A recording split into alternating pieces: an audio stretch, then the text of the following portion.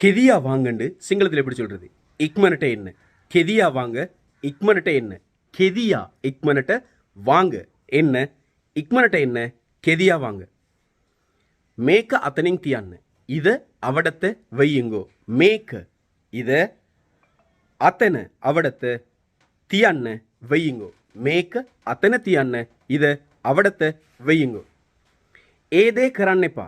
அந்த விஷயத்தை செய்ய வேண்டாம். ஏதே அந்த விஷயத்தை කරන්න செய்ய එපා வேண்டாம். ஏதே කරන්න එපා அதை செய்ய வேண்டாம். சவுண்ட் එක පොඩ්ඩක් අඩු කරන්න. சவுண்ட கொஞ்சம் குறைங்க.